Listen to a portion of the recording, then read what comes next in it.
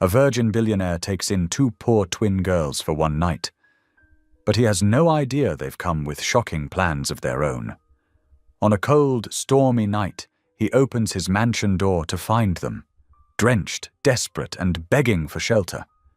He thinks it's just one act of kindness. But when morning comes, nothing about his quiet, perfect life will ever be the same. Because these twins didn't stumble onto his doorstep by accident. They came with a secret, one hidden in an old letter that could destroy his reputation, or save his soul. As the media hunts him, and the world starts whispering about the virgin billionaire and the mysterious twins, love, faith, and truth collide behind the gates of his mansion. Who are these girls, really? Why did they choose him, of all people, to change their lives? And when the truth comes out, will it ruin him forever or set them all free? Tell me in the comments where you're watching from right now, and if this story speaks to you, make sure you hit subscribe so you don't miss the next one. The steady rhythm of rain against glass filled Elliot Dane's sprawling study. Streams of water trickled down the floor-to-ceiling windows, distorting the view of his manicured grounds beyond. Inside, the soft hum of multiple computer servers created a cocoon of familiar white noise that had become his constant companion.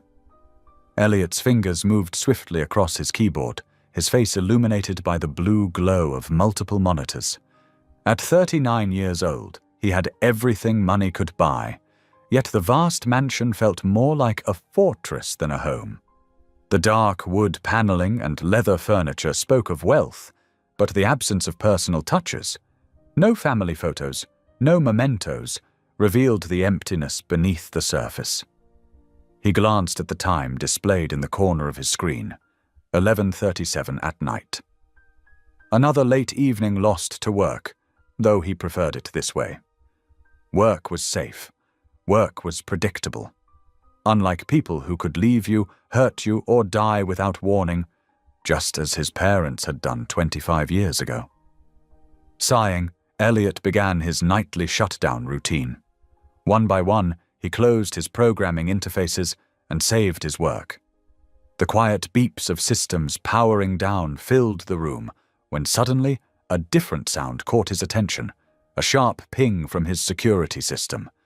His head snapped toward the secondary monitor dedicated to surveillance. The motion sensors at his front gate had been triggered. In the grainy night vision feed, he could make out two small figures huddled against the wrought iron bars. "What in the world?" he muttered, leaning closer to the screen. The figures shifted, and he realized with a start that they were children, young girls by the looks of it. They appeared identical, twins, their rain-soaked hair plastered to their faces as they clung to each other, shivering in the November cold. Elliot's heart rate quickened. His first instinct was suspicion. It had to be a trick, a ploy to get past his security. He'd heard stories of criminals using children to lower people's guards. But as he watched, one of the girls looked directly into the camera, her expression a mixture of fear and desperate hope that struck him to his core. They couldn't be more than 12 years old. His fingers hovered over the intercom button. The logical part of his brain, the part that had built his technology empire, screamed at him to call the police and let them handle it. It was the safe choice, the rational choice. But something else stirred in his chest, something he hadn't felt in years. Compassion. The sight of those two trembling figures in the rain awakened memories of another child, long ago, who had also felt lost and alone in the world. "Damn it," he muttered, pushing back from his desk. He strode to the front closet and grabbed a large umbrella, his footsteps echoing through the empty hallways. The security panel by the door showed the temperature outside, 42 degrees Fahrenheit. Much too cold for anyone to be out there, especially children. Elliot's hand hesitated on the front door handle. Years of carefully constructed walls and routines were urging him to stop, to retreat back to his safe, orderly world. but the image of those frightened faces wouldn't leave his mind. Taking a deep breath, he opened the door. The wind immediately whipped at his clothes, carrying a spray of cold rain. He opened the umbrella and stepped out into the night, his shoes crunching on the wet gravel of the driveway as he made his way to the gate. The girls startled at his approach, shrinking back slightly but not running away.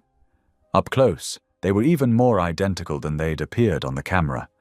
Same heart-shaped faces, same wide brown eyes, same soaked clothing clinging to their small frames. One gripped the other's hand tightly, while her sister pressed closer to the bars of the gate. "Please," the braver of the two said, her voice trembling from cold or fear or both. "We need help." Elliot stood there, umbrella held aloft, studying them. Their clothes, though wet, were of good quality. No obvious signs of abuse or neglect. But something had driven them out into this terrible night, to his secluded estate. "Where are your parents?" he asked, keeping his voice gentle despite his wariness. The girls exchanged a look that spoke volumes, though Elliot couldn't quite interpret its meaning. The same girl answered, We can't go home right now.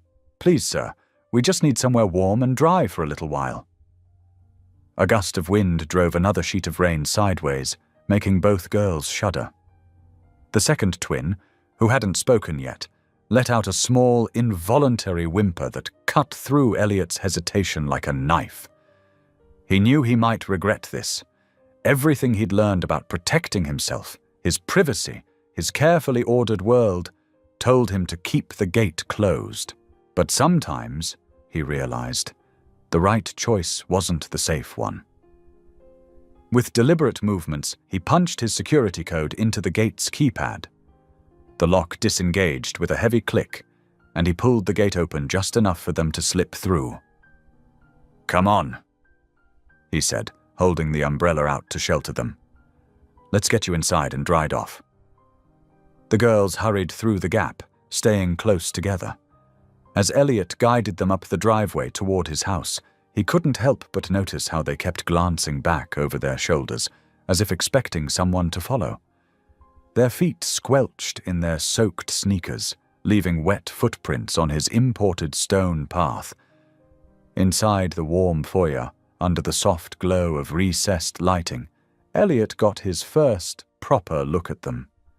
They were small for their age, whatever that age was, with identical beauty marks near their left eyebrows. Their clothes, jeans, hooded sweatshirts, and light jackets, were thoroughly soaked. "Wait here," he said, not wanting them to drip water through the house. He quickly retrieved several thick towels from the nearest bathroom and handed them over. The girls accepted them gratefully, wrapping the towels around their shoulders like blankets. "I'm Sarah," said the one who had done the talking earlier. "This is my sister Emma." Emma offered a tiny wave, but stayed partially hidden behind her sister. "I'm Elliot Dane," he replied, then immediately wondered if he should have used an alias. But there was something about these two that made him want to be honest, despite his misgivings. "Are you hurt? Do you need medical attention?" Both girls shook their heads. "We're just cold," Sarah said. "And scared," Emma added in a whisper, speaking for the first time. Elliot ran a hand through his hair, trying to think clearly. He should call the police. That would be the responsible thing to do. But the girls' obvious fear of being found gave him pause. Whatever had driven them to seek refuge with a stranger on such a night must have been serious. How about some hot chocolate? He found himself offering, surprising himself as much as them. "We can talk about what brought you here while you warm up." Their faces lit up with identical small smiles, and for a moment Elliot felt something crack in the protective shell he'd built around his heart. These weren't threats to his security or disruptions to his routine. They were just scared children who needed help. "The kitchen's this way," he said, leading them through his home. As they walked, he noticed them taking in their surroundings with wide eyes, the high ceilings, the expensive art, the obvious signs of wealth. But unlike the few visitors he'd had over the years, they seemed more intimidated than impressed. In the kitchen, he sat them at the large island while he moved around, gathering mugs and cocoa mix. He wasn't much of a cook, but he could manage this much at least. The familiar motions of heating milk and stirring in chocolate gave him time to think, to plan his next move. The girls had stopped shivering, their wet hair beginning to dry in the warm air. They sat close together on the bar stools, still wrapped in their towels, watching his every move as if afraid he might suddenly change his mind and throw them back out into the rain. "Here you go," he said, sliding 2 steaming mugs across the granite countertop. "Careful, it's hot." They both wrapped their hands around their mugs, savoring the warmth. Elliot leaned against the counter opposite them, his own mug untouched before him. "Now," he said gently, "would you like to tell me what's really going on?" The twins shared another of those meaningful looks, having what seemed like an entire conversation without words. Finally, Sarah took a deep breath and met his eyes. "We need somewhere safe to stay just for tonight. Please don't call anyone. We promise we'll be gone in the morning." "You know I can't just harbor 2 runaway children without knowing the situation," Elliot said, trying to keep his tone kind but firm. "Someone must be worried about you." Emma's lower lip trembled, and Sarah reached for her sister's hand. "It's complicated," Sarah said, "but we're not in danger exactly. We couldn't stay there tonight. Please understand." Elliot studied them carefully. Despite their obvious distress, they were well-spoken and clearly cared for. This wasn't a case of abuse or neglect, at least not in the traditional sense. But something had happened, something that had driven them to take such a desperate chance. The rain continued to drum against the windows, and thunder rolled in the distance. Elliot looked at his watch. It was nearly midnight now. Whatever he decided to do, these girls needed rest and proper care first. "All right," he said finally. "You can stay tonight in one of the guest rooms, but tomorrow morning we're going to have a real conversation about this situation. Deal?" Both girls nodded eagerly, relief washing over their faces.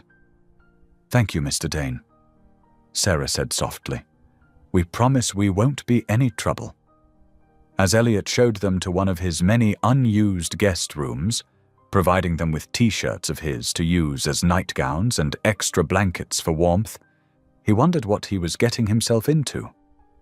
His orderly life had been upended in the space of an hour by 2 mysterious 12-year-old girls. Yet as he bid them good night and closed their door, he couldn't bring himself to regret his decision. Sometimes he thought, the most important moments in life come disguised as interruptions to our carefully laid plans. He returned to his study, knowing sleep would elude him tonight. The surveillance cameras showed nothing but rain and darkness outside the gates now, but he kept watching, wondering what or who had sent these girls running into the night. Tomorrow would bring answers, he hoped, but for now he had done what his heart told him was right. And for the first time in many years, that felt like enough. The grand foyer echoed with the soft patter of water droplets falling from their soaked clothes onto the marble floor. Elliot reached for the ancient brass light switch, and warmth flooded the space from crystal chandeliers overhead. The twins' eyes widened as they took in the sweeping staircase and the imposing oil paintings that lined the walls. "Holy moly," Zoe whispered, then cleared her throat with an awkward laugh. "I mean, wow, this place could fit like 10 of our apartments." She tugged at her dripping jacket, clearly trying not to create more puddles on the expensive floor. "Sorry about the mess, Mr. Moneybags. I mean, Mr. Dane." Sophie elbowed her sister gently. "Thank you so much for taking us in," she said softly, her hands clasped together. Her lips moved in silent prayer, eyes downcast with what looked like equal parts gratitude and guilt. Elliot's chest tightened at their contrasting reactions. He wasn't used to having anyone in his home, let alone two young women who seemed both in awe and uncomfortable with their surroundings. "Let's get you both warm and dry," he said, leading them toward the great room where a massive stone fireplace dominated one wall. "I'll fetch some towels and tea." When he returned with fluffy white towels and a silver tea service, Zoe had positioned herself and Sophie as close to the fire as possible without actually sitting in it. The flames cast dancing shadows across their faces, highlighting how young and vulnerable they looked. "Earl Grey or chamomile?" he asked, setting the tray down on the coffee table. "Chamomile, please," Sophie answered, accepting both the tea and towel with trembling hands. "Lord, thank you for providing shelter from the storm," she murmured, just loud enough to hear. Zoe wrapped her towel around her shoulders like a cape. "Got anything stronger than tea?" At Elliot's raised eyebrow, she quickly added, "Kidding. Earl Grey is great. Though I bet your wine cellar is something else." As they sipped their tea, Elliot settled into his leather armchair, studying them. They were clearly sisters, identical twins, in fact, but their personalities couldn't have been more different. Zoe fidgeted and filled silence with nervous chatter, while Sophie remained still, occasionally touching the cross necklace at her throat. "So," Elliot said carefully, "where exactly did you come from? It's quite late to be out in weather like this." The sisters exchanged a quick glance before Sophie spoke. "Our car broke down about a mile down the road. We tried calling for help, but there's no cell service out here."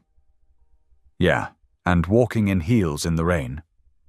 Not fun," Zoe added, lifting one foot to show her mud-caked shoe. "We saw your lights through the trees and thought, well, worst-case scenario, we get turned away by some grumpy rich person. Best case," she gestured around the room, "this." Thunder crashed outside, making both girls jump. The rain intensified, drumming against the windows with renewed force. Elliot's security system was top-notch, but something about their story nagged at him. The road they mentioned was private, his private drive, in fact. No one should have been on it in the first place. "What brought you to this area?" he pressed gently. "This isn't exactly a main road." Sophie's fingers tightened around her teacup. "We were trying to take a shortcut. GPS signal got weird and we ended up here." "Totally our fault." Zoe jumped in. "We're not exactly the best with directions, obviously." She attempted a laugh that came out more like a hiccup. Elliot nodded slowly, deciding not to push further tonight. Whatever their real story was, they were clearly exhausted and stressed. "There are guest rooms upstairs," he said. "You're welcome to stay the night. We can figure out your car situation in the morning." The relief on their faces was palpable. "Thank you," Sophie said, her voice thick with emotion. "We really appreciate your kindness." "Yeah, thanks," Zoe echoed. "Not everyone would take in two random soggy strangers." Elliot called his housekeeper, Mrs. Chen, who arrived within minutes with fresh night clothes and toiletries for the twins. As they followed her upstairs, Elliot couldn't help but notice how they clung to each other, whispering back and forth. He lingered in the foyer, organizing his thoughts. The security cameras would need checking, and he should probably have someone look into any abandoned vehicles near his property. Just as he turned toward his study, voices drifted down from the upper landing. "He doesn't even know who we are." One of them whispered, "Zoe," he thought. Sophie's reply was equally quiet but clear in the massive space. "Tomorrow we tell him everything." Thunder rolled again, closer this time, and Elliot felt unease settle deep in his chest. Who were these girls really? What had brought them to his door on this stormy night? And more importantly, what truth were they waiting to reveal? He stood there for a long moment, listening to the rain and thunder, while upstairs soft footsteps and whispers gradually faded into silence.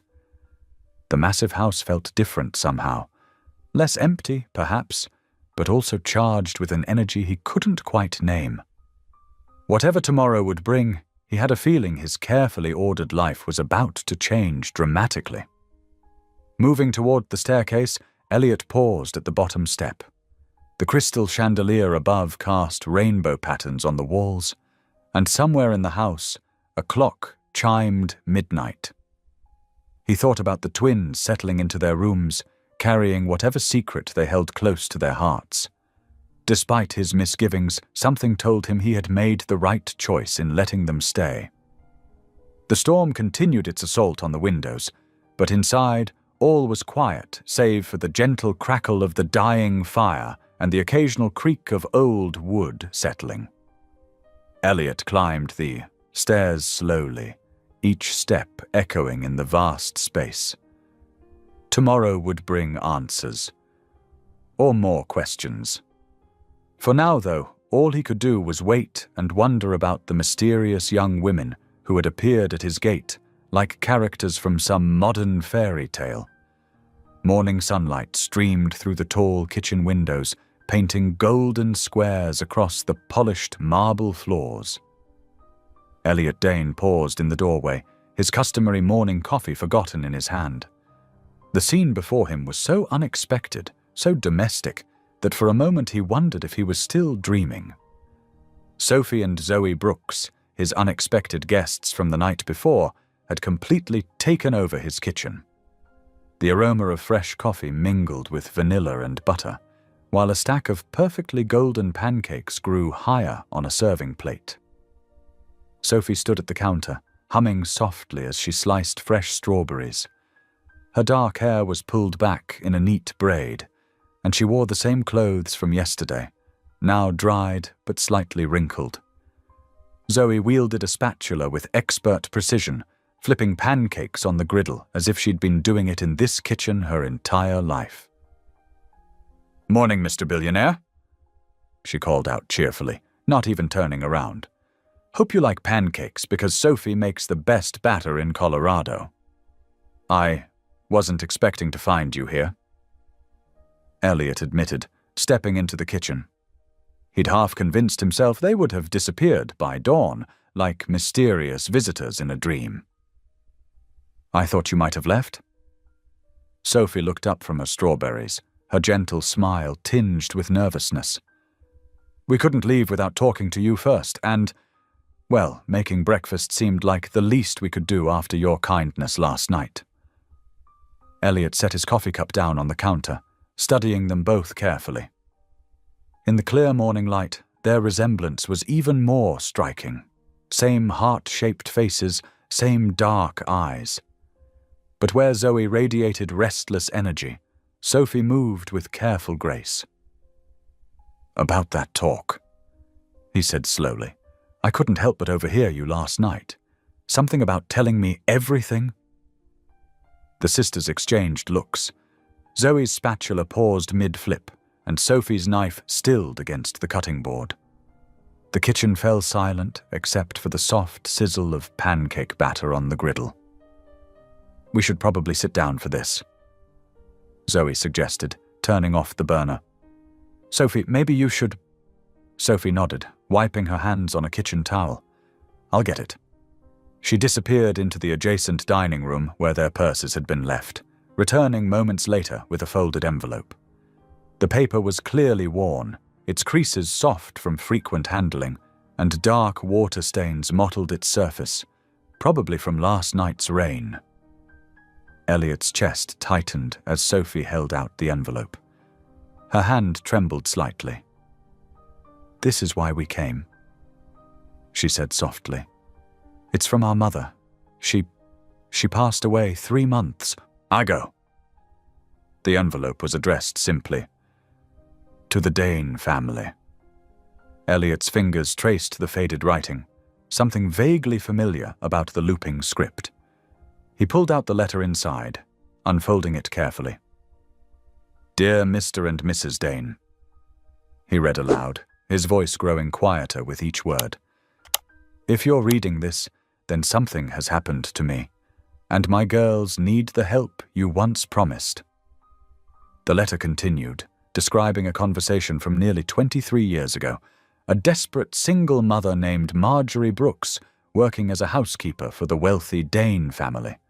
A kind gesture from Elliot's parents, promising to look after her twin daughters if tragedy ever struck. Elliot's hands went numb. Marjorie Brooks. The name stirred something in his memory, a flash of dark hair, the scent of furniture polish, a kind voice singing while she worked. He had been 16 when she left their employment, too wrapped up in his own teenage world to pay much attention to the household staff. "I remember her," he said slowly. "Your mother. She worked for us for several years. But this promise, I never knew about it. Mom kept the letter hidden away all these years," Zoe explained, leaning against the counter. "She only told us about it when she got sick. Said it was our safety net if anything happened to her." "We're not here for money," Sophie added quickly, her eyes earnest. We needed to know if it was true. If there really were people out there who had once cared enough about our mother to make such a promise." Elliot looked between the two young women, his mind racing. The timing fit. Marjorie would have worked for his family when these girls were very young.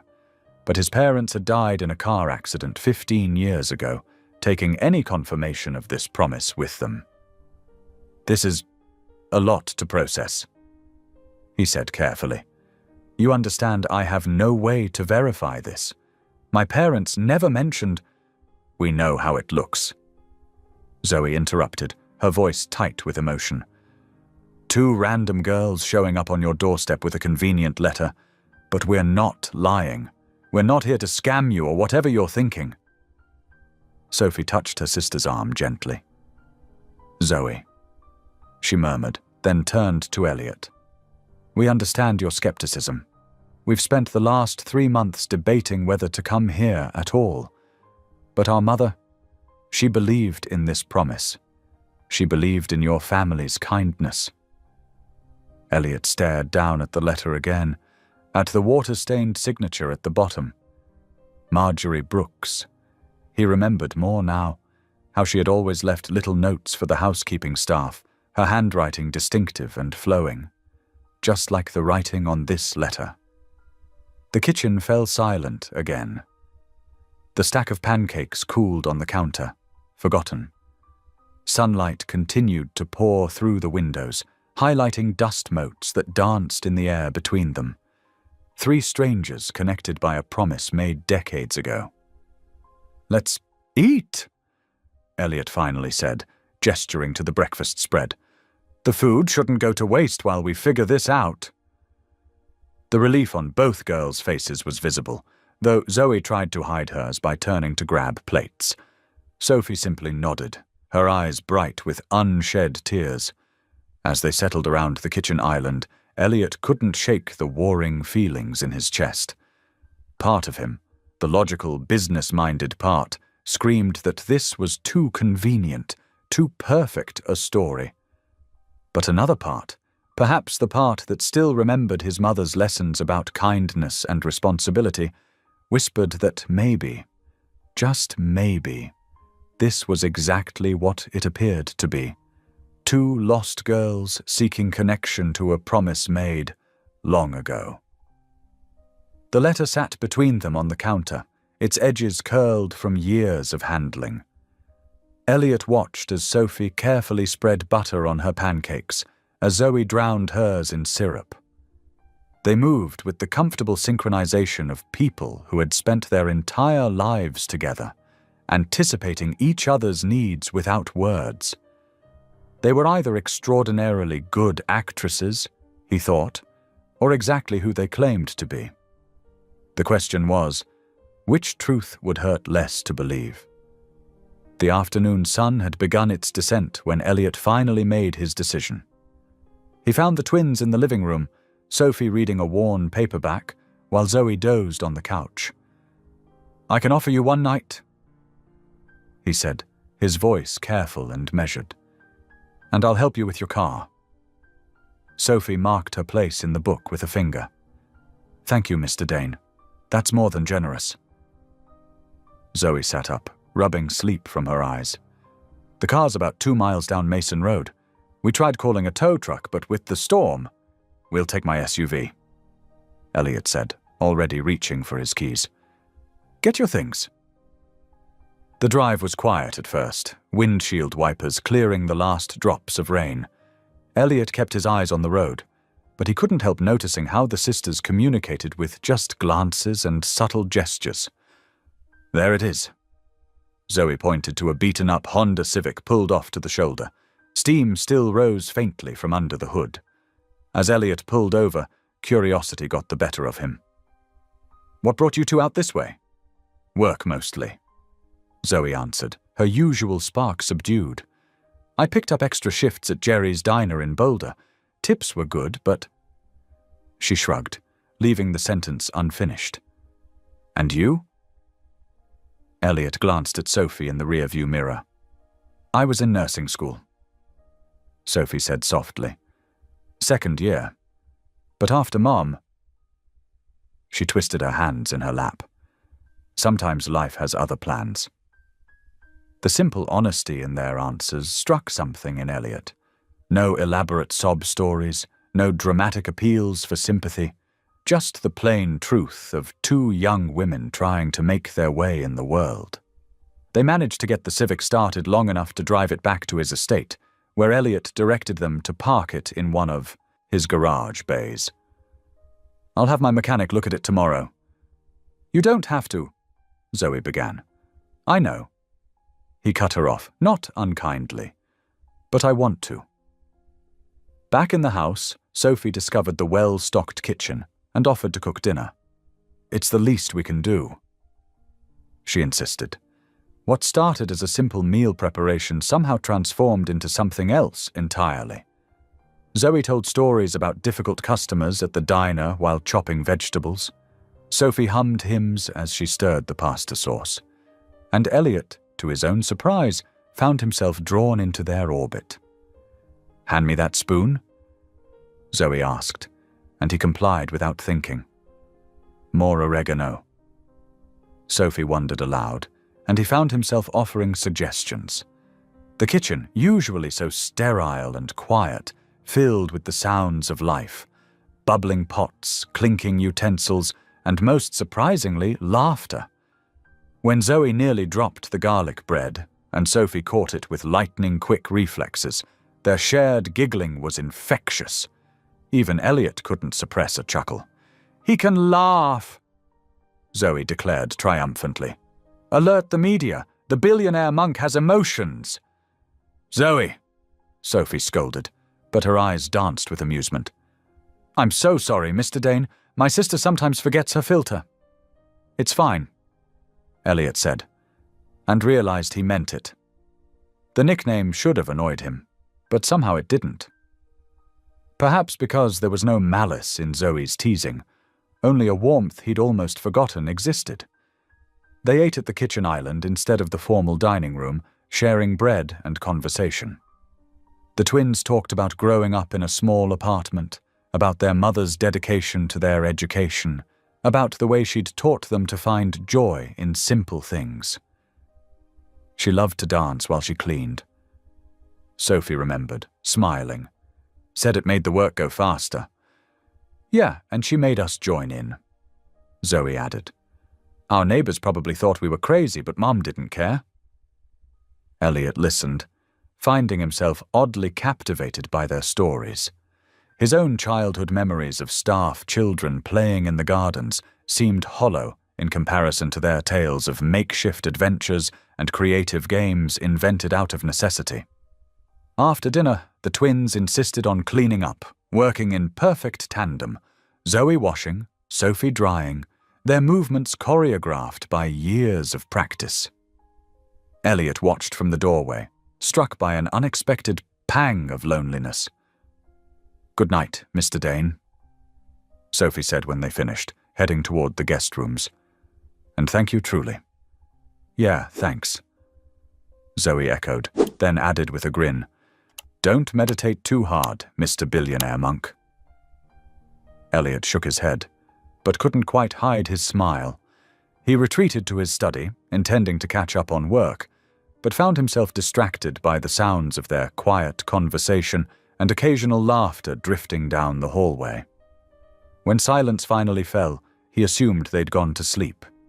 But around midnight, passing their rooms on the way to his own, he noticed a piece of paper had been slipped under his door. The handwriting was neat and clear. "We didn't come for charity. We came to change your life and ours."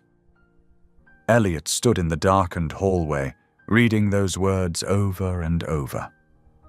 He took the note to his room, placed it on his nightstand, and found himself unable to sleep. As the hours crept toward dawn, he kept returning to those simple lines, wondering at their meaning. The house felt different somehow. The silence that had once been his comfort now seemed empty in comparison to the life that had filled it just hours before. He thought of Zoe's irreverent humor and Sophie's gentle grace, of shared laughter over dinner and stories of a mother who danced while she cleaned. The sky began to lighten, painting his room in shades of gray and pink, but still he lay awake, the note within arm's reach. Something was shifting in his carefully ordered world, and for the first time in years, he wasn't sure he wanted to stop it. The twins' words echoed in his mind. "We came to change your life and ours." As dawn broke over his vast, lonely estate, Elliot Dane began to wonder if perhaps they already had.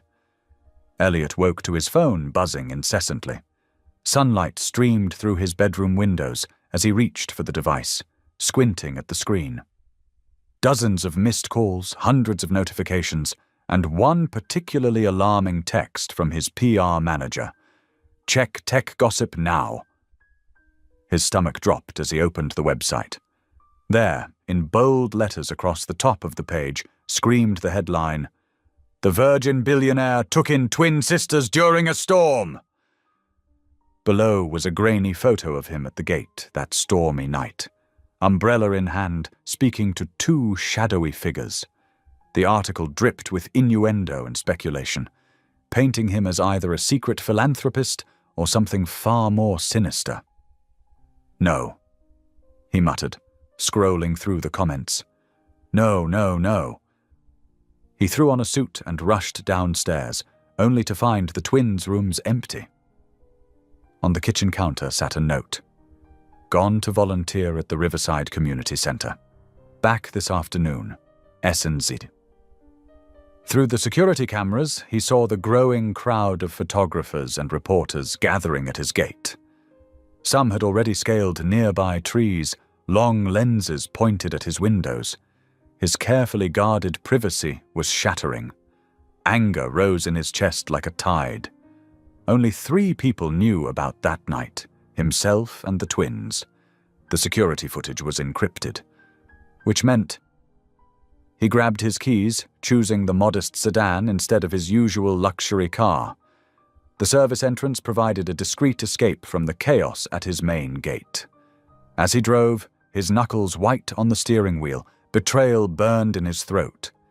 The Riverside Community Center was a weathered brick building in a working-class neighborhood. Elliot parked around back, his expensive shoes crunching on gravel as he strode toward the entrance. He could hear voices and movement inside. Following the signs for the food drive, he pushed through double doors into a large, multi-purpose room. The smell of industrial cleaner filled the air, and there, on their hands and knees scrubbing the linoleum floor, were Zoe and Sophie. "How much did they pay you?" he demanded, his voice echoing in the space. Sophie looked up, her face falling as she saw his expression. Zoe sat back on her heels, confusion clear on her features. "What are you talking about?" Zoe asked, pushing sweaty hair from her forehead. "The story. The photos. How much did the gossip sites pay you to leak it? We would never. Sophie scrambled to her feet, her eyes filling with tears. Mr. Dane, please, we didn't tell anyone anything. Then how did they get that photo? How did they know about that night? What photo? Zoe stood now too, stepping protectively in front of her sister. We've been here since 7 a.m, scrubbing floors and sorting donations. We don't know anything about any stories. Elliot pulled out his phone, thrust it toward them. They huddled together, reading the article, their faces growing pale. Oh no, Sophie whispered. Oh, this is terrible. We never meant for anything like this to happen. We didn't do this, Zoe insisted, her voice firm despite her trembling hands.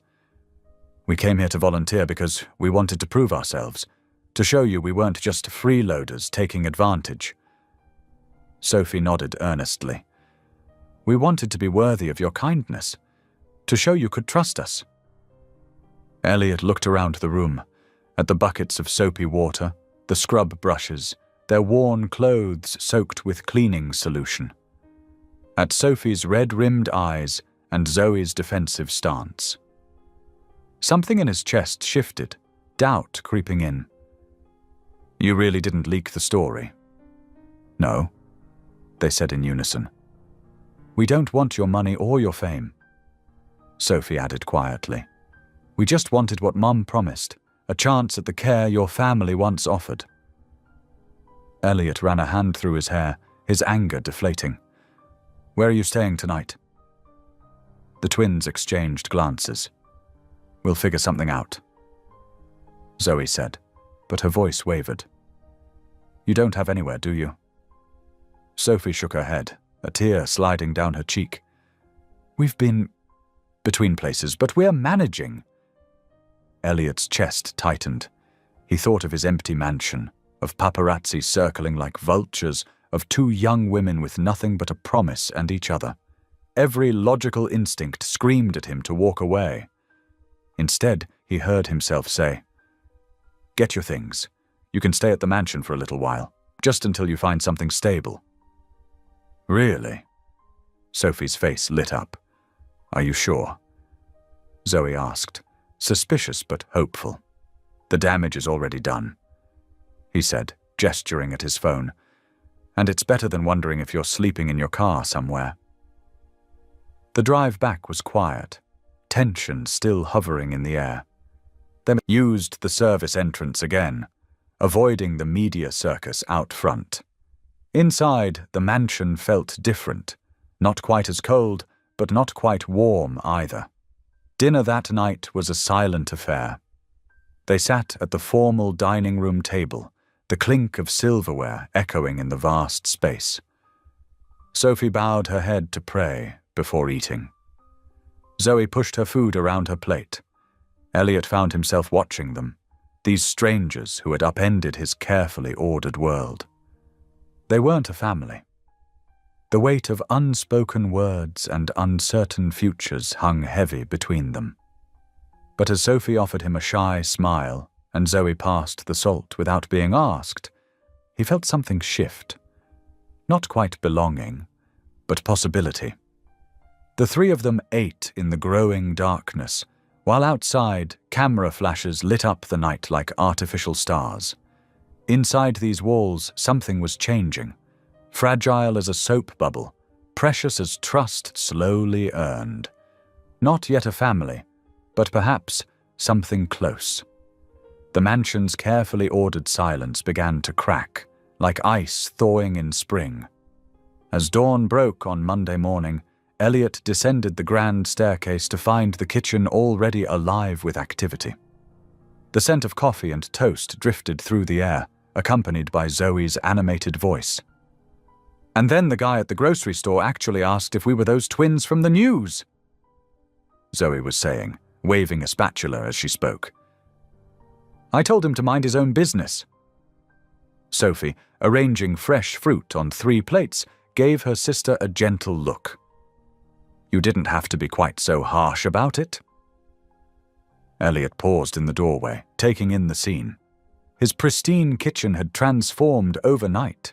Dishes filled the sink, Flour dusted the counter, and a stack of pancakes teetered precariously on a serving plate. In 24 hours, the twins had somehow made themselves at home in a way he hadn't managed in years. "Good morning, Mr. Dane." Sophie brightened when she saw him. "I hope you like blueberry pancakes." "Just Elliot is fine," he said, settling awkwardly at the kitchen island. "And yes, they're acceptable." Zoe rolled her eyes. "Everything's so formal with you." "Acceptable. Can't you just say yum like a normal person?" A small smile tugged at his lips despite himself. "I need to set some ground rules," he said, accepting the coffee Sophie offered. "If you're going to stay here." The twins exchanged glances, then sat down across from him, their expressions serious.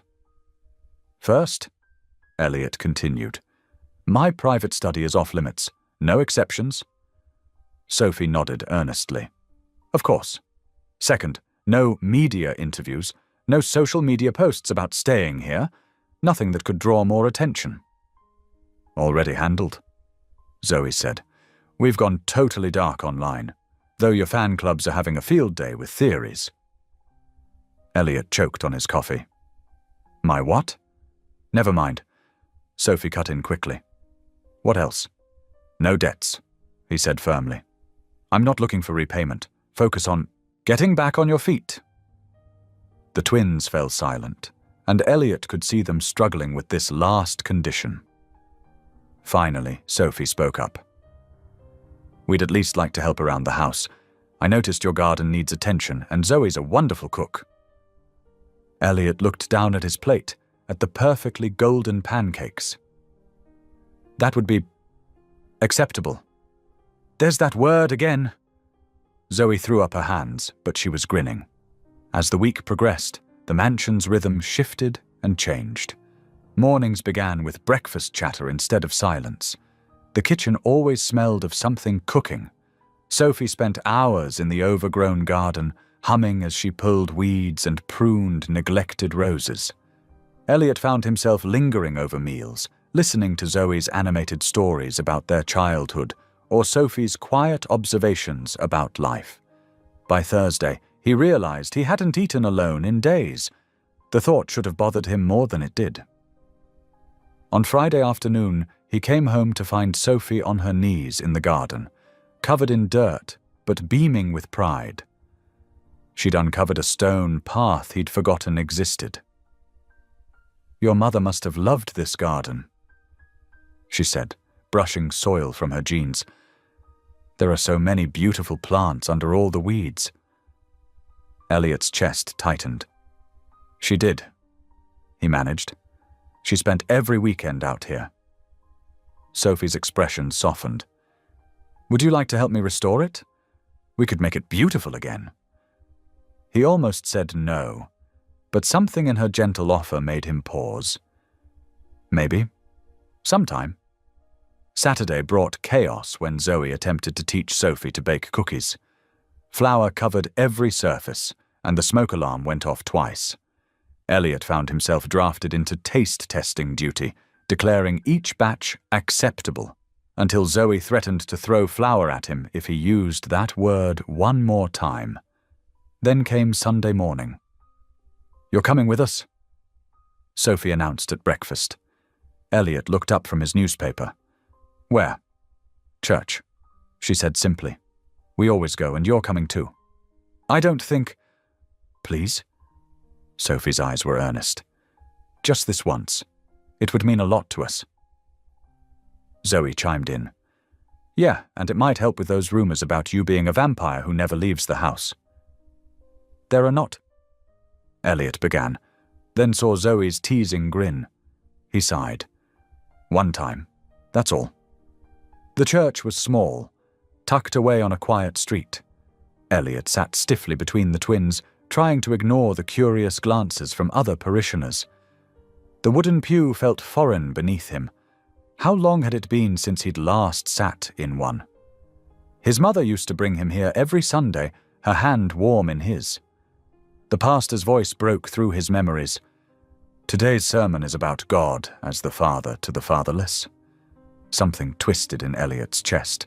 He felt Sophie's hand slip into his, squeezing gently. On his other side, Zoe leaned slightly closer, her shoulder brushing his in silent support. The pastor spoke of divine love filling the empty spaces in broken hearts, of family found in unexpected places, of grace that appears just when hope seems lost. Elliot barely breathed, each word striking chords he'd thought long silenced. That evening, after a quiet dinner, he found himself drawn to the piano in the formal living room. Dust had gathered on the gleaming black surface. No one had touched it since his mother's death. His fingers trembled as they found the keys. The melody came back slowly at first, then with increasing surety. His mother's favorite hymn filled the room, each note carrying memories of Sunday afternoons spent watching her play, of her patient lessons, of love expressed through music when words failed. In the hallway, unseen, Sophie stood listening. Her lips moved in silent prayer, asking for healing for this broken man who was learning, note by note, to let light back into his life. The music drifted through the mansion, filling empty corners with something that felt almost like hope. Not quite healing, not yet, but a beginning. A new rhythm, as gentle as Sophie's garden touches and as bright as Zoe's laughter, slowly replacing the silence that had reigned for so long. The gleaming glass and steel headquarters of the Dane Foundation stretched toward the Colorado sky. Inside, hushed conversations and clicking heels echoed through marble halls. Everything ran like clockwork until Hurricane Zoe blew through the front doors. "Good morning, everyone." Her cheerful voice carried across the lobby. Sophie followed close behind, offering quieter greetings to the startled security guards. Barbara Wells, the Foundation's longtime office manager, blinked at her computer screen. In 20 years, she'd never seen volunteers arrive quite so enthusiastically. "We're here to help," Zoe announced, practically bouncing on her toes. "Where do you need us?" Barbara adjusted her glasses. "Well, we have several projects. Perfect. We'll do them all." For the next few hours, the twins transformed the usually sedate office. Zoe organized a mountain of donation receipts, chattering with everyone who passed by. Sophie quietly updated the volunteer database, her gentle presence drawing shy staff members out of their shells. Around noon, Elliot's sleek black car pulled up outside Sunrise Haven, the elderly care home funded by his foundation. He hadn't told the twins he was coming. Something in him needed to see them when they didn't know they were being watched. Through the window, he spotted Zoe in the activity room. She wore a bright yellow apron and was leading what appeared to be a dance class? Elderly residents moved carefully to music, following her exaggerated movements. Her laugh carried even through the glass. "She's been wonderful," said Margaret Chen, the care home director, appearing at his side. "Got Mr. Peterson to smile for the first time since his wife passed. And her sister. Pure angel. Helped reorganize our entire medication schedule system this morning." Elliot watched as Zoe guided an elderly woman through a gentle spin. The resident's face lit up with joy. "They don't know who I am," he said quietly. Margaret smiled. "No, they just think the girls are regular volunteers. Makes what they're doing even more special, doesn't it?" Something shifted in Elliot's chest as he continued watching. His wealth had always felt like armor, protection against a world that had taken his parents too soon. But seeing Zoe dance with seniors, hearing about Sophie's quiet efficiency, maybe money could be something else. A bridge, not a wall. That evening, the mansion's kitchen filled with the smell of Sophie's chicken pot pie. Elliot sat at the counter, watching the twins move around each other with practiced ease. "You should have seen Mrs. Martinez today," Zoe said, chopping carrots. 92 years old and she can still shimmy better than me. Better than anyone, Sophie corrected with a smile. Though you certainly tried to keep up. Hey, I'll have you know I've got moves. Zoe demonstrated, nearly dropping the carrots. Even if some people here look like they've never danced in their lives. She shot Elliot a teasing look. I'd dance, he said stiffly, when appropriate. Sure you do, Mr. Billionaire Robot. Zoe grinned. Just like you probably laugh and cry and do other human things when appropriate. Zoe! Sophie scolded, but Elliot surprised them both with a small chuckle. Even billionaires can have hearts, Zoe declared triumphantly. See? He almost smiled. Elliot gave her his best attempt at a stern glare, but amusement tugged at his mouth. Later, as they sat around the dining table, Sophie pushed her peas around her plate. The nursing supervisor at Sunrise Haven asked about my experience. She said softly. She was surprised I had to leave school. You could go back, Elliot said, the words coming before he could stop them. Sophie shook her head. Maybe someday, when we're more settled. I could help.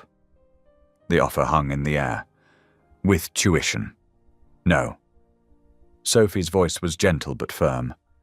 Thank you, but you've already given us safety. A home. That's worth more than any degree. Elliot studied her face, the quiet dignity there, the complete lack of guile. He looked at Zoe, who for once wasn't joking, just watching her sister with fierce pride. These girls who had shown up in the rain, who worked without complaint, who brought light into dark places. They weren't what he'd expected. They weren't what anyone would expect. His respect for them deepened like roots taking hold in long, barren soil. The offer stands, he said quietly, if you change your mind. Sophie smiled, warm and genuine. I know, thank you. The conversation shifted to lighter topics. Zoe's dramatic retelling of her dance class adventures, Sophie's careful suggestions about the garden's progress. But something had changed, subtle as a shift in barometric pressure before rain. In the foundation's marble halls, in a sunlit care home, around a dinner table that no longer felt too large, walls were coming down brick by brick. Not with dramatic crashes, but with small moments. A dance with a lonely widow, a database updated with loving care, an offer made and gently declined. The three of them weren't quite family, not yet. But they were something more than strangers now, finding their way toward trust, one shared meal, one honest conversation, one opened heart at a time. The headlines hit like dominoes falling. First one, then another, until they cascaded across every major news outlet. Tech Titans mystery twins, the truth behind closed gates. Bachelor billionaire's secret life with sisters. Dane's domestic drama, from recluse to father figure. Elliot stood in his office, scrolling through the coverage on his tablet. His jaw tightened as each news story twisted reality into something unrecognizable. The girls had brought light into his darkness, but the world seemed determined to cast shadows. Mr. Dane. His assistant's voice crackled through the intercom. The board is requesting an emergency meeting. Of course they were. He straightened his tie and headed to the conference room, where 12 stern faces awaited him. This situation is becoming untenable. Gerald Matthews, the head of the board, began without preamble. The media circus is affecting stock prices. Our investors are concerned. About 2 young women who needed help? Elliot's voice was ice cold. About your judgment. Patricia Wells cut in. This unprofessional attachment. There's nothing unprofessional about compassion. Elliot interrupted. The optics, Gerald started, are not my concern. Elliot stood. The meeting is adjourned.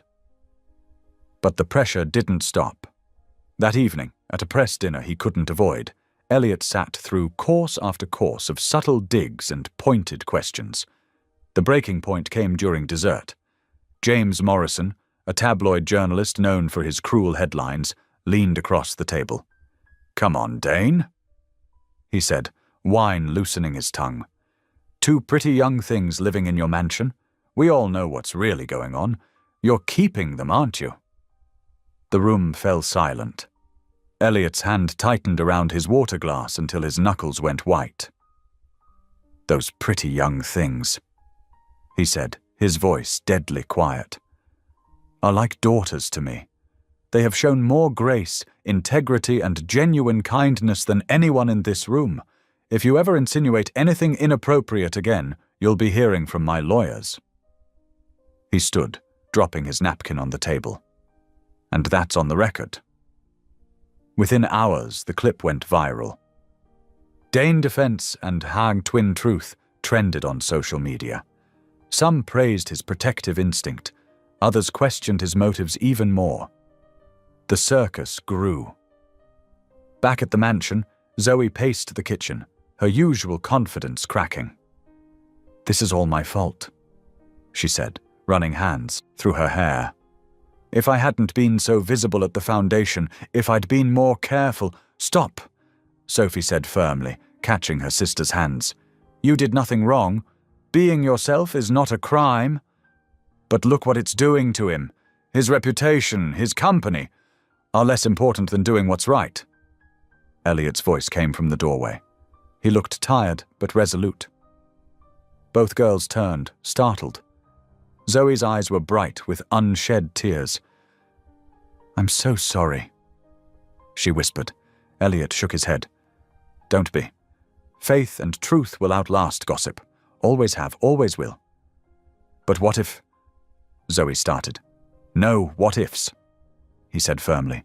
"We know the truth. God knows the truth. That's enough." Sophie's eyes widened slightly at his mention of God, something he'd never done before. Later that night, Elliot worked in his study, trying to focus on emails. A soft sound drew his attention to the hallway. Through the crack in his door, he saw Sophie sitting on the window seat, tears streaming down her face. "Please, God," she whispered, hands clasped tight. "Don't let us ruin this. He's the one good man we've met who actually lives what he believes, who helps without wanting anything back. Please don't let our presence destroy that." Elliot's throat tightened. He almost opened the door, almost went to comfort her. But something held him back. Instead, he closed his laptop and went to his own room. For the first time in 20 years since the night his parents died, he knelt beside his bed. "I don't know if you're there," he whispered into the darkness. "I don't know if you care. But those girls, they believe in you. They see good where I see walls. They trust when I doubt. If you are real, help me be worthy of that trust. Help me protect them. Help me—" His voice caught. "Help me remember how to have faith." The prayer felt clumsy, unpracticed. But as he rose, something had shifted inside him. The weight of public opinion, board pressure, and media speculation seemed lighter somehow. In the quiet of his room, surrounded by wealth, but finally understanding true value, Elliot Dane began to remember what his mother had always told him. Sometimes the greatest gifts come disguised as burdens, and sometimes family isn't about blood at all. It's about the people who teach your heart to beat again. The late autumn sun cast long shadows across Denver's downtown streets as Elliot's car pulled up to a dilapidated brick building. Paint peeled from its walls like old scabs, windows stared blankly like haunted eyes, and debris littered the cracked sidewalk. But Elliot saw something else. Possibility. This is it. Zoe wrinkled her nose, stepping out of the car. "It looks like something from a horror movie." Sophie touched the weathered bricks gently. "I think it's beautiful, like a story waiting to be told." Elliot smiled, watching their contrasting reactions. It was built in 1932. Solid foundation, good bones. With some work. Some work, Zoe laughed. Try a miracle. But over the next few weeks, that miracle began taking shape. Every morning, the three arrived early, armed with coffee and determination. Elliot shed his usual tailored suits for jeans and work shirts, earning surprised looks from the construction crew. Never thought I'd see a billionaire wielding a paint roller. One worker muttered. Zoe perched on a ladder nearby, grinned. He's full of surprises. Yesterday he actually made a joke. I heard that, Elliot called from across the room, but his voice held warmth instead of reproach. Sophie organized volunteer groups, her quiet strength drawing people in. Church groups, college students, and local businesses all joined the effort. She moved through the chaos like a gentle breeze, offering water, band-aids, and encouragement. You have a gift, Elliot told her one evening as they reviewed plans. People trust you instinctively. Sophie blushed. I just try to see the best in everyone, like someone taught me. Her meaningful look made Elliot clear his throat and change the subject. The media caught wind of the project. Reclusive Billionaire's Redemption Project, headlines declared. Reporters camped outside, hoping for interviews. Why this building? They asked. Why now? Elliot's answer was simple. Because everyone deserves a safe place to call home. The twins watched from inside as he handled the press. He's different, Zoe observed. Less fortressy. God's working in his heart. Sophie replied softly, just like we prayed he would. As weeks passed, the building transformed. Fresh paint brightened walls, new windows sparkled, and modern security systems were installed.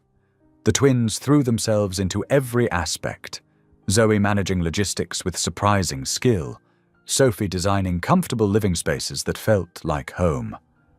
One day, while sorting donations, Zoe found an old piano. It's still in tune, she exclaimed after testing a few keys.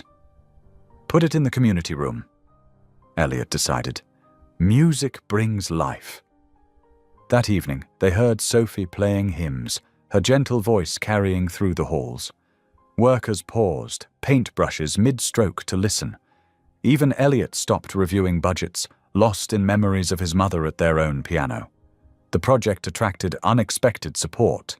Local businesses donated furniture, artists painted murals, and children planted flowers in the new garden. What started as a renovation became a community mission. See what happens when you open your heart? Sophie said one day, watching volunteers unload trucks of supplies. Don't get philosophical on me, Elliot replied, but his eyes crinkled with a smile. Fundraising events filled their evenings. Zoe charmed potential donors with her wit, while Sophie's sincere passion moved even the most hardened executives. Elliot watched them work the room with pride he couldn't quite hide. Those girls of yours are something special, a board member commented. They're not. Elliot started to protest, then stopped. When had they become his girls? Finally, opening night arrived. The building gleamed under spotlights, its Victorian architecture restored to glory. Inside, fresh flowers filled every room. Soft music played through hidden speakers, and the smell of coffee wafted from the new kitchen. Elliot stood in his office, the same room where he'd first proposed the project, adjusting his tie. A knock interrupted his thoughts. Come in. The twins entered, both wearing simple but elegant dresses. Sophie carried a folder, while Zoe practically bounced with excitement. We have something to show you, Sophie said, before the ceremony. They led him to the main entrance, where a cloth-covered sign hung above the door. At their nod, a worker pulled the cord. The cloth fell away, revealing gold letters that caught the evening light. The Marion Home for Hope, founded by Elliot Dane and 2 grateful daughters. Elliot stared, uncomprehending. Then the words sank in, particularly daughters, and something broke inside him. Tears spilled down his cheeks as decades of loneliness cracked and fell away. The gathered crowd burst into applause, but he barely heard them. He pulled both girls into a tight embrace, not caring who saw. "Thank you," he whispered, voice rough with emotion. "Both of you." "Thank you for letting us in," Sophie whispered back. "Even when we showed up uninvited in the rain," Zoe added, making them all laugh through tears. Later, during the opening ceremony, Elliot stood at the podium.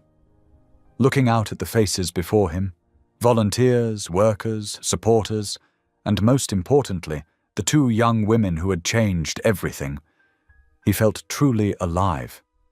"This building," he said, "represents more than shelter. It represents hope, second chances, new beginnings." He paused, gathering his thoughts. "When I started this project, I thought I was just renovating a building. I was wrong. This place has renovated me." The crowd laughed appreciatively, but his eyes found the twins. "Someone wise recently told me that sometimes the greatest gifts come disguised as burdens, and family isn't always about blood. It's about the people who teach your heart to beat again. This home will stand as proof that love, faith, and purpose can transform not just buildings, but lives." As applause filled the room, Elliot felt something he hadn't experienced since his parents died, the deep, unshakable certainty that he was exactly where he was meant to be, doing exactly what he was meant to do. He wasn't just rich anymore, he was rich in purpose, rich in faith, and most importantly, rich in love. The Marion Home for Hope opened its doors that night, welcoming its first residents. As Elliot watched Sophie comfort a crying mother and Zoe make children laugh, he realized that the real transformation wasn't the building at all. It was him. The autumn morning dawned crisp and clear over Denver, sunlight streaming through the mansion's windows. Elliot sat at his desk in the study, sifting through his daily correspondence. 3 months had passed since the shelter's opening, and life had settled into a comfortable rhythm. The sound of Zoe's laughter drifted up from the kitchen, where she and Sophie were preparing breakfast. His fingers paused on a thick manila envelope with no return address. Inside, he found a letter and several photocopied documents. The letterhead belonged to Marcus Reynolds, a veteran investigative journalist known for exposing corporate scandals. "Dear Mr. Dane," the letter began. "What I'm about to share will be difficult to read, but as someone who's built his reputation on truth and transparency, you deserve to know." Elliot's hands grew cold as he read further. Reynolds had been investigating stories of wealthy families being targeted by sophisticated schemes. His research had led him to Marjorie Brooks, the twins' mother. "The letter your wards presented," Reynolds wrote, "matches a pattern. Marjorie Brooks was never employed by your family. She forged documents and created false stories to approach wealthy families, hoping to secure support for her daughters. The Danes were just one of several targets. Attached were employment records from the years Marjorie had claimed to work for his family. There was no trace of her. Hospital records showed she'd worked as a janitor across town during those same dates." Elliot's chest constricted. He pulled up old photos on his computer, searching desperately for any glimpse of Marjorie among the staff. Nothing. His phone buzzed. Text messages from board members flooded in, sharing links to breaking news stories. Reynolds had published his findings online. The headlines screamed, "Billionaire duped by twin scammers," and "The Virgin Billionaire's Daughters Built on Lies." Social media exploded. The story spread like wildfire, with people sharing old clips of the shelter's opening, now overlaid with accusations and mockery. The foundation's reputation, carefully built over decades, teetered on the edge. Footsteps approached his study. A gentle knock. "Elliot, breakfast is ready?" Sophie called. His throat tightened. "Come in," he managed. "Both of you." The twins entered, their smiles fading as they saw his face. Sophie clutched her cross necklace, a nervous habit he'd grown fond of. Zoe's eyes darted to the papers on his desk. "What's wrong?" she asked. Wordlessly, he handed them Reynolds' letter. They read it together, their faces growing pale. Sophie's hands began to shake. "This isn't true," Zoe whispered. "Mum wouldn't. She couldn't." "The employment records don't lie," Elliot said, his voice hollow. "She was never our maid. The letter you showed me, the one that brought you here, it was forged." Sophie swayed on her feet. "No," she breathed. "She told us, all our lives, she told us." "Was any of it real?" Elliot demanded, standing suddenly. "Was everything, these months, the shelter, our—" He couldn't say family. The word stuck in his throat. "We didn't know," Zoe cried. "Everything we told you about believing in that letter, about growing up hearing stories of the Danes, it was all true for us. Mum really told us those stories." Sophie's legs gave out. She crumpled to the floor, tears streaming down her face. "Oh, God," she sobbed. "Oh, God, forgive us. We never meant. We thought—" Elliot wanted to help her up, to comfort her as he had so many times before. But doubt poisoned every memory now. Had it all been an act? His phone rang. The Foundation's chairman. "Damage control," he said without preamble. "We need to issue a statement immediately. The press is having a field day." Through the window, Elliot spotted news vans gathering at his gate. Reporters shouted questions through megaphones. The nightmare was beginning again. "I trusted you," he said quietly to the twins. "I opened my home. My heart. Please," Sophie begged, still on the floor. "Please believe us. We loved you, love you, like a father. We never meant harm." Zoe helped her sister up, her own face wet with tears. "We'll go," she said. "You don't have to believe us, but please know. Everything we felt was real. Everything we built together was real." Elliot turned away, unable to watch them leave. He heard them climb the stairs to their rooms, heard quiet sobs and the sound of bags being packed. The next morning, he woke to silence. Their rooms were empty, beds neatly made as if they'd never been there. On his desk lay a single note in Sophie's careful handwriting. "We never meant to hurt you. You taught us what love looks like.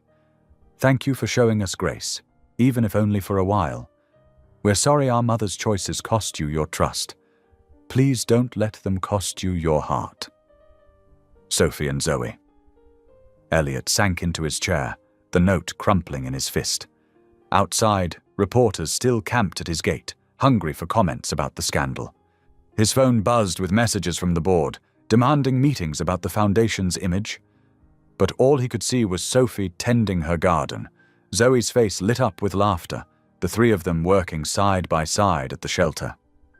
All he could hear was their music filling his empty halls, their prayers at dinner, their voices calling him family. The betrayal cut deep, but somehow the loss cut deeper. In just a few months, they'd brought his mansion to life. Now it felt more like a tomb than ever before. He smoothed out their note, reading it again through blurred vision. The words, "You taught us what love looks like," stayed with him, echoing in the silence they left behind. The mansion felt different the next morning. Elliot woke to a silence so profound it seemed to press against his ears. No cheerful humming from the kitchen, no sisterly bickering over the bathroom, no warmth. He lay in bed longer than usual, staring at the ceiling. The automated systems whirred to life around him. Blinds rising, temperature adjusting, coffee maker starting downstairs. but the mechanical precision that once brought him comfort now felt sterile and cold. Finally forcing himself up, Elliot walked the halls like a ghost in his own home. The guest rooms, he couldn't think of them as the girls' rooms anymore, stood pristine and empty. Sophie's garden gloves still hung by the back door. A forgotten hair tie of Zoe's lay on the kitchen counter. In the dining room, 3 place settings remained from their last meal together. He hadn't let the cleaning service touch them yet. The sight made his chest ache. His phone buzzed. Another foundation meeting, another crisis management session, another round of carefully worded press releases. He went through the motions mechanically, his responses measured and professional. The Dane Foundation remains committed to its mission of community service, he told the board. Recent events will not deter our work. But the meetings felt hollow now. The shelter they'd built together, the Marion Home for Hope, continued operating, but he couldn't bring himself to visit. The memory of opening night, of their surprise dedication, was too raw. The media circus gradually died down. Other scandals took center stage. The paparazzi found new targets. But peace didn't follow silence. Nights stretched endlessly.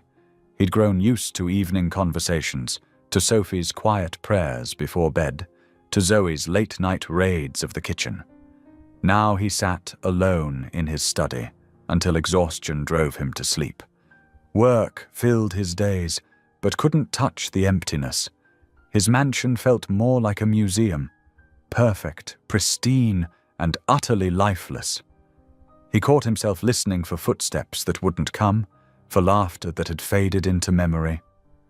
2 weeks after they left, he found himself driving past their old broken-down car's location, remembering that rainy night. Had it all been orchestrated? But then he recalled their genuine shock at the letter's revelation, Sophie's collapse, Zoe's tears. Could anyone fake that level of devastation? The Foundation's public relations team had crafted a narrative. Naive billionaire deceived by cunning con artists. It was cleaner that way, better for the Foundation's image. But it didn't sit right in his heart. 3 weeks after their departure, on a Sunday morning, Elliot surprised himself by driving to church. He hadn't been since that last service with Sophie and Zoe. Slipping into the back pew, he tried to make himself invisible. Pastor Ruth stood at the pulpit, her voice carrying clearly through the sanctuary. "Today, we're talking about grace," she began. "Not the grace we earn, because none of us can earn it, but the grace freely given, even when we feel least deserving." Elliot's hands tightened on the hymnal. He hadn't come for a sermon. He wasn't sure why he'd come at all. "Sometimes," Pastor Ruth continued, "we're so afraid of being hurt that we build walls against love itself. We mistake protection for prison. We choose loneliness over the risk of loss." The words hit too close. Elliot shifted uncomfortably, remembering Sophie's gentle attempts to draw him out of his shell, Zoe's persistent warmth breaking through his defenses. Forgiveness isn't about deserving. Pastor Ruth's words cut through his thoughts. It's about choosing love over fear, grace over judgment. Sometimes the hardest person to forgive is ourselves, for trusting, for hoping, for daring to love at all. A memory surfaced. Sophie tending her garden, explaining to him how plants need both sunshine and rain to grow. "Sometimes the storms help us grow stronger roots," she'd said, not knowing how prophetic those words would become. The service ended, but Elliot remained seated, lost in thought. The congregation filtered out around him until only Pastor Ruth remained, straightening hymnals in the front pews. "I wondered when you'd come back," she said without looking up. "I'm not back," Elliot replied automatically. "I just needed somewhere quiet to think." She smiled knowingly. Or somewhere to hide from the silence of that big house of yours." He didn't answer. She'd known him since he was young, had known his parents. Her insight was uncomfortably accurate. "Those girls brought life back to you," she said simply. "I saw it happening, Sunday by Sunday. The way you softened around them, started to trust again." "They lied," he said, but the words lacked conviction. "Did they?" Pastor Ruth sat beside him. "Or did they believe what their mother told them, just as much as you believed in them?" Elliot stared at his hands. "The letter wasn't real." "No," she agreed, "but their love for you was, their gratitude, their desire to make you proud. Was any of that less real because the original letter was false?" His throat tightened. For the first time since they'd left, he admitted to himself what he'd been fighting. He missed them. Not as guests or charity cases or even friends. He missed them as family. "I don't know how to fix this," he whispered. "Maybe it's not about fixing," Pastor Ruth suggested. "Maybe it's about forgiving. Them, their mother, yourself. Maybe it's about choosing love over fear, just one more time." The sanctuary felt heavy with silence. Sunlight streamed through the stained glass, painting patterns on the empty pews. Somewhere in the distance, a church bell tolled. Elliot sat there long after Pastor Ruth left, remembering Sophie's prayers, Zoe's laughter, the way they'd brought his cold mansion to life. The letter that brought them to his door might have been built on a lie, but everything that grew from it, the shelter, the changed lives, the bonds they'd formed, that had been real. The truth hit him with sudden clarity. He'd rather have their love built on a mistaken foundation than return to his solitary existence built on perfect truth. Snow fell softly outside the towering windows of Elliot Dane's study, coating Denver in a pristine white blanket. The calendar on his desk showed December 15th, though the days had begun to blur together since the twins' departure. The mansion felt especially empty during the holiday season. No decorations, no warmth, just the quiet hum of electronics keeping him company. His assistant had left the day's mail neatly stacked on his desk. Among the usual business correspondence and charitable appeals sat a thick manila envelope, its corners slightly bent from transit. No return address, just his name and address written in a familiar, careful hand he recognized as Sophie's. Elliot's fingers trembled slightly as he picked up the envelope. Its weight suggested multiple pages inside. For a moment, he simply held it, unsure if he was ready for whatever truths or explanations it might contain. Finally, drawing a deep breath, he broke the seal and pulled out several pages of handwritten text. The paper was simple notebook paper, the kind found at any drugstore, but the words were written with careful precision, as though each one had been carefully considered. "Dear Elliot," the letter began in Sophie's distinctive handwriting. "We've started this letter 100 times, but the words never seemed enough. How do you apologize for building a relationship on a foundation of sand?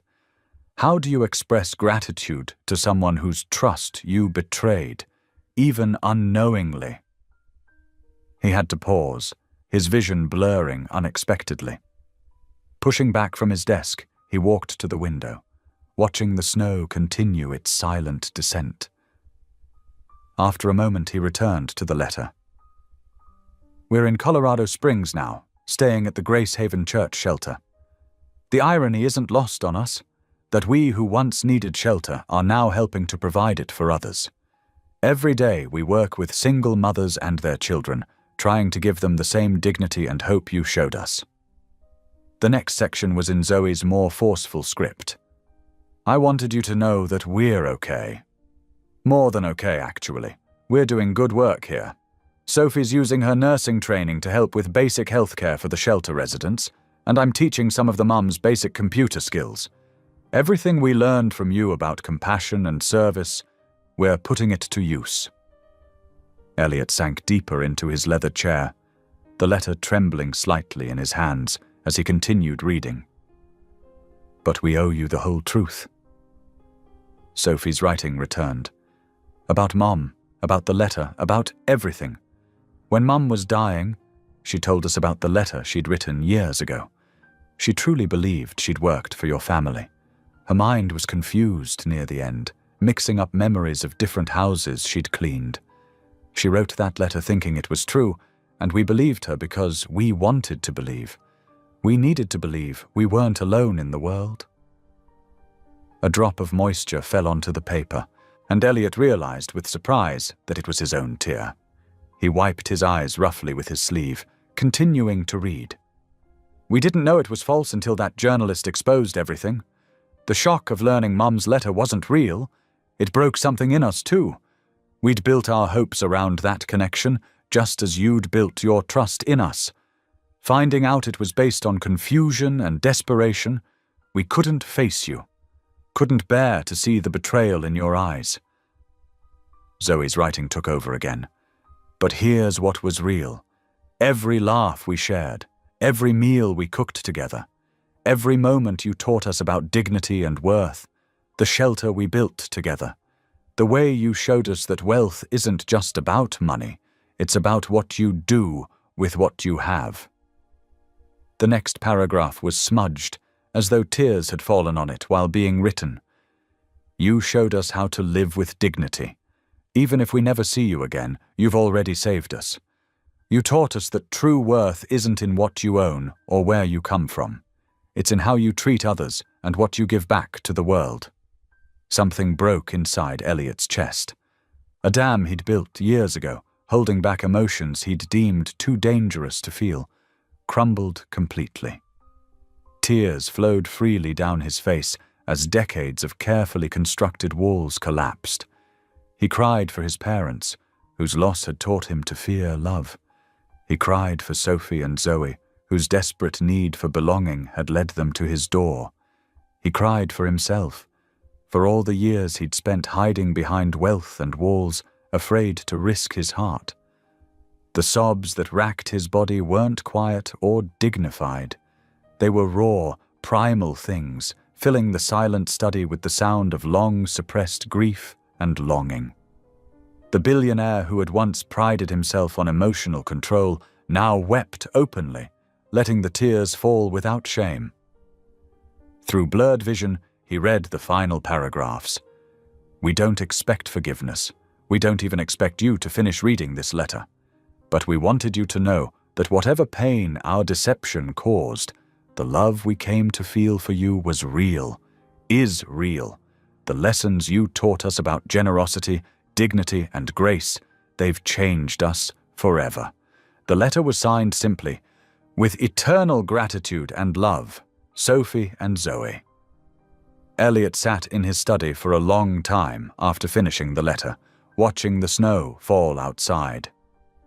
The tears gradually subsided, leaving him feeling strangely empty and full at the same time. Empty of the anger and betrayal he'd been carrying, but full of something else. Understanding, perhaps, or grace. He realized now that love, even when built on an imperfect foundation, could still be real. The pain he felt at their absence was proof enough of that. Their time together had changed all of them, had taught them all about the risk and reward of opening one's heart. The snow continued to fall outside his window, adding another layer of white to the December evening. But inside, something had shifted. The mansion was still quiet, but the silence felt different now. Not like a tomb, but like a blank page waiting to be filled. The road ahead disappeared into a wall of white. Snow whipped across Elliot's windshield faster than the wipers could clear it, creating a hypnotic dance that made his eyes strain in the darkness. His hands gripped the steering wheel tightly as his luxury car crawled along the interstate toward Colorado Springs. He couldn't wait until morning. The letter burned in his coat pocket like a living thing, demanding action. Christmas Eve or not, blizzard or not, he had to find them. The car's dashboard clock glowed 10:45 in the darkness. The usual 2-hour drive had already stretched to 3, but Elliot pressed on. Other vehicles had long since abandoned the highway, leaving him alone with his thoughts and the howling wind. "Please," he whispered, surprising himself with the prayer. "Please, let me find them." The GPS directed him towards the church shelter mentioned in their letter. As he turned onto smaller streets, his tires began to slip more frequently. The engine made an ominous sound, then sputtered. Warning lights flashed across the dashboard. No, not now. Elliot pumped the gas, but the car gave one final shudder and died. He managed to guide it to the curb before it stopped completely. The temperature gauge showed 15 degrees. Wind rattled the windows. According to the GPS, he was still 8 blocks from the church. Elliot zipped his coat up to his chin and pulled on his gloves. 8 blocks, he muttered. I've done harder things. The moment he stepped out of the car, the wind nearly knocked him backward. Snow stung his face like tiny needles, and his expensive dress shoes immediately sank into several inches of fresh powder. But he could see church spires in the distance, their crosses barely visible through the storm. Elliot reached into his pocket, touching the letter for courage. Then he began to walk. The wind seemed to fight every step. Snow soaked through his pants and into his shoes. His face went numb, then his fingers despite the gloves. But he kept moving, counting blocks, following the spires. 6 blocks left. His teeth chattered. 4 blocks. He couldn't feel his feet. 2 blocks. The wind nearly knocked him down twice. Finally, the church loomed before him, its windows glowing warmly in the storm.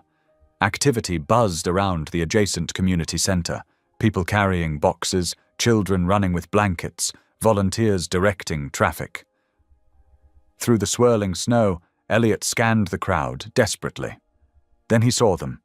Sophie wore a green knit cap, her gentle face flushed from cold as she handed out blankets to a line of children. Zoe stood nearby, balancing a tray of steaming cups, her laugh carrying even through the storm as she teased a small boy about getting whipped cream on his nose. They looked thinner, tired, perhaps, but their spirits seemed unbroken. They were still helping others, still giving even when they had nothing. Elliot's frozen legs carried him forward without conscious thought. The snow crunched under his feet, drawing attention. Zoe looked up first, her eyes widening in shock. The tray slipped from her hands, cups tumbling into the snow. The crash made Sophie turn, and her mittened hands flew to her mouth, her whole body trembling. For a long moment, no one moved. The wind whipped around them, carrying snowflakes and steam from the spilled drinks. Nearby volunteers paused their work, sensing the tension in the air. Then Elliot took another step forward. And another. His arms opened without him telling them to. Sophie broke first, a sob escaping as she rushed toward him. Zoe was only half a step behind. They collided with him so hard he nearly fell, but somehow he kept his balance, wrapping his arms around them both. They were crying. All of them were crying, he realized. Hot tears froze on his cheeks as he held them close, feeling their shoulders shake with sobs. "We're so sorry," Sophie choked out against his coat. "We never meant to hurt you," Zoe added, her usual confidence cracking. Elliot pulled back just enough to look at their faces. These 2 young women who had crashed into his life and changed everything. The truth of their impact hit him fully then. They hadn't just disrupted his carefully ordered world, they had saved him from it. "I was never your father by blood," he said softly, his voice rough with emotion. "But I've been one in spirit since the night you knocked on my door." Fresh tears spilled down Sophie's cheeks. Zoe made a sound somewhere between a laugh and a sob. The church bells began to toll midnight, their deep resonance cutting through the storm. 12 solemn rings marked the arrival of Christmas Day, as three people who had once been strangers held each other in the swirling snow, their tears mingling, their hearts healing. Around them, volunteers continued their work. Children played in the snow. The wind kept howling. But in that moment, Elliot, Sophie, and Zoe barely noticed.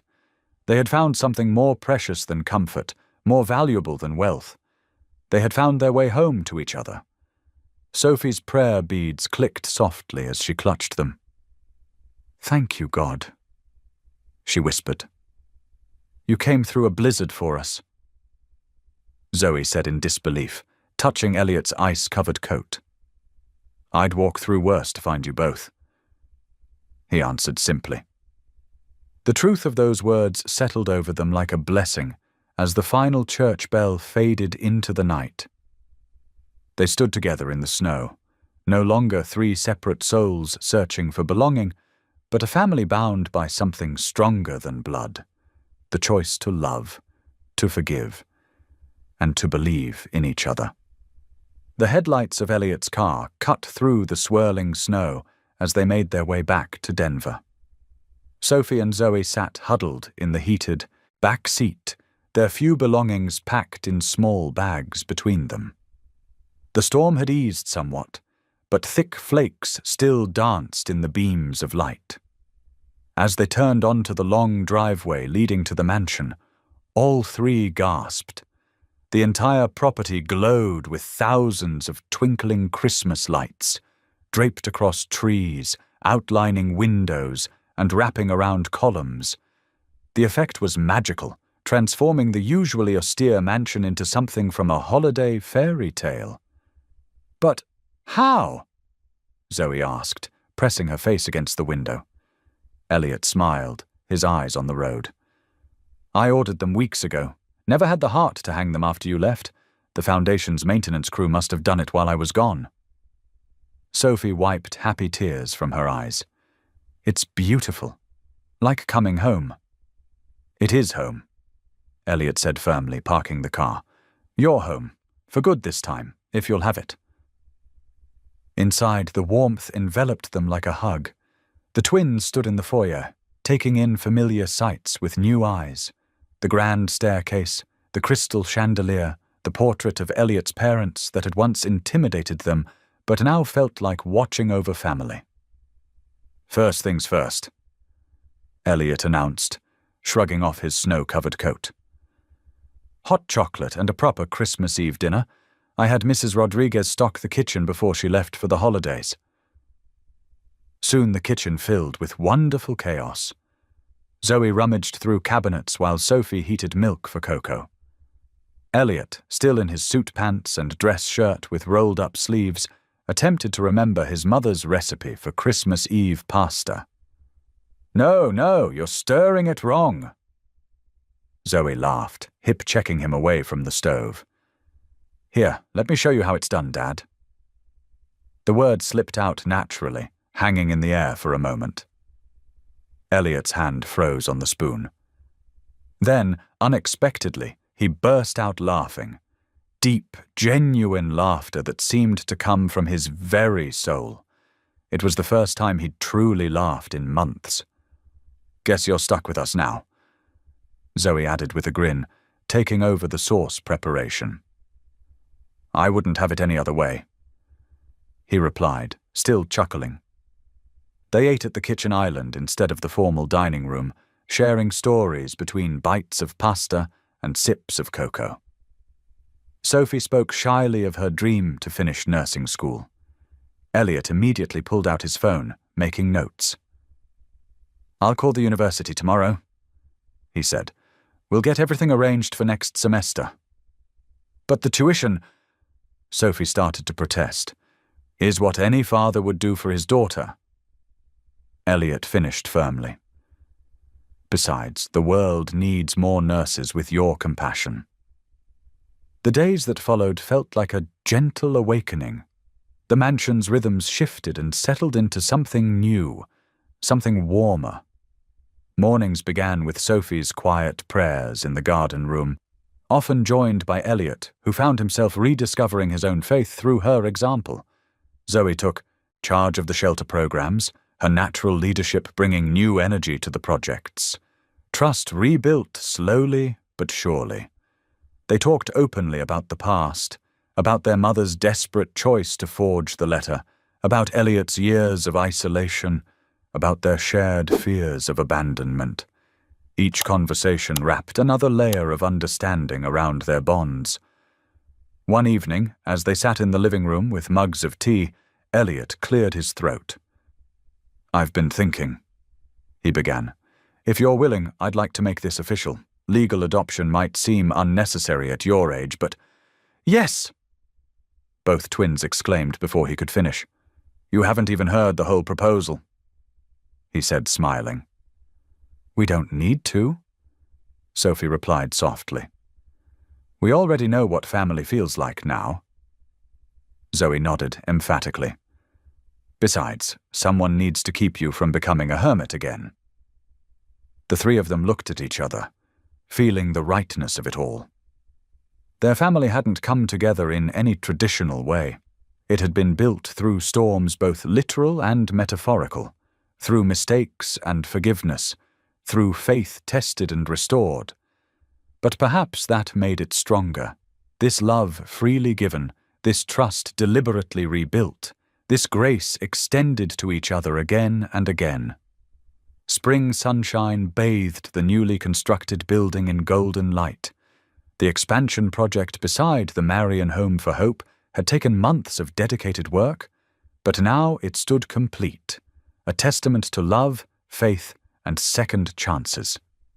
Workers carefully mounted the gleaming sign above the entrance. The Zoe and Sophie Wing, for Daughters of Grace.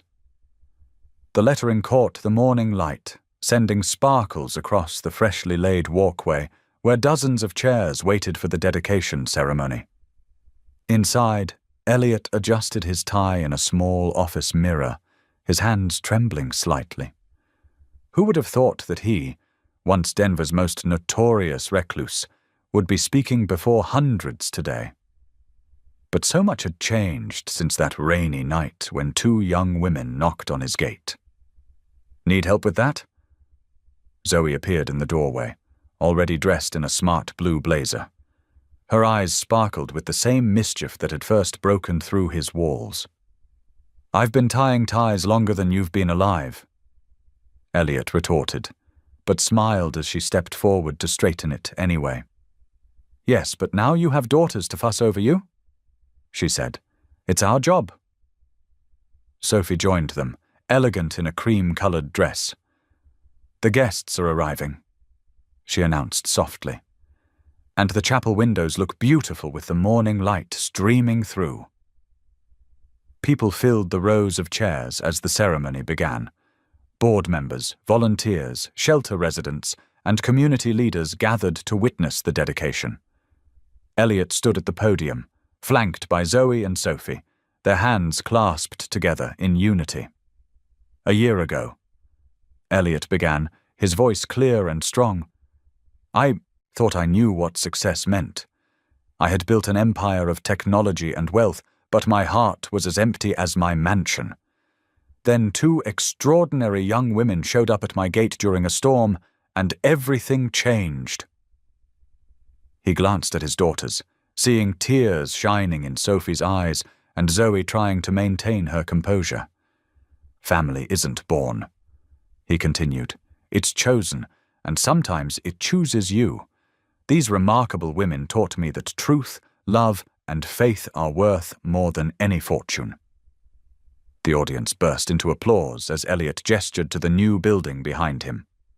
"The Zoe and Sophie Wing will serve as a sanctuary for young women who need support, education, and most importantly, hope, because everyone deserves a chance to find their family of the heart." After the ceremony, well-wishers crowded around them. The twins handled the attention with grace, Zoe charming donors with her wit, while Sophie offered quiet words of encouragement to shelter residents. Elliot watched them with quiet pride, remembering how far they'd all come. That evening, they retreated to the mansion's living room. A fire crackled in the hearth, casting warm shadows as they settled into their usual spots. Mrs. Rodriguez, who now worked full-time for the family, brought them steaming mugs of cocoa topped with whipped cream, a tradition that had become sacred to their little family. Snow began falling outside the windows, unusual for early spring, but magical nonetheless. Sophie curled up in her favorite armchair, warming her hands around her mug. "We thought we came to change your life," she whispered, looking at Elliot with eyes full of gratitude. "But you changed ours." Elliot smiled, watching the snowflakes dance in the firelight. "Maybe it was always meant to be." He whispered back, "God works in mysterious ways." Zoe, who had been unusually quiet, spoke up from her place on the floor. "Remember that first night, when we were soaking wet and scared, and you opened your gate?" "How could I forget?" Elliot chuckled. "I thought you might be burglars." "Instead, you got daughters," Sophie added softly. "The best kind of surprise." Elliot agreed, his voice thick with emotion. The snow continued falling outside, blanketing the world in pristine white. Inside, the fire crackled, cocoa warmed their hands, and love warmed their hearts.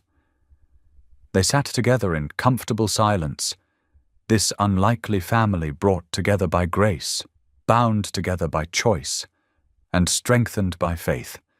The mansion that had once echoed with loneliness now held all the warmth of true home.